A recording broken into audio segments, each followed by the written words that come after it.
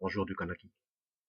Cette vidéo, c'est pour conscientiser le peuple kanak sur la dangerosité du procédé HPAL qui se trouve dans l'usine du Sud, cette usine hydrométallurgique.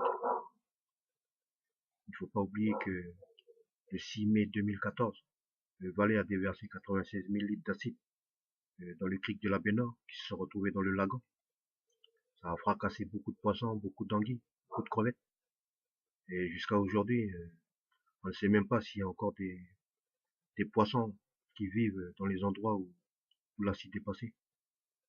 Sans compter les 5 accidents qui se sont passés en 2015, qui sont toujours liés à la présence de cette usine chimique expérimentale dans le sud de la Kanaki. C'est un peu compliqué pour les clans de se positionner, parce que le nickel, en Kanaki, c'est la seule ressource en gros naturelle qui soit viable, selon l'économie française. Mais le problème, c'est les à côté.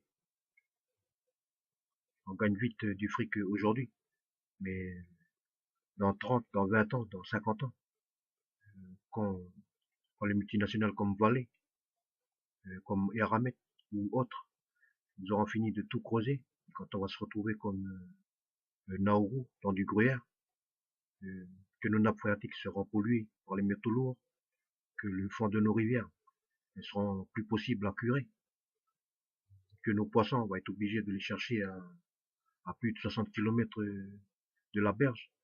Peut-être qu'on va être obligé encore cette fois-ci de manger vraiment des boîtes de sardines importées du Maroc. Alors, je ne sais pas.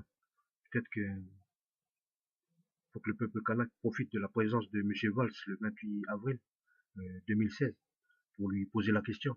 Est-ce que Valais ici en Kanaki va rester impuni pour la pollution du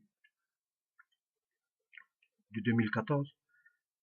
Est-ce que les multinationales qui font du business sur le nickel kanak, c'est open bar pour elles peuvent polluer, et puis nous, le peuple kanak, on ferme notre gueule quand il y a des problèmes de pollution?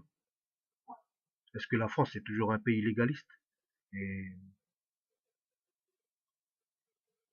faudrait voir ça, quoi.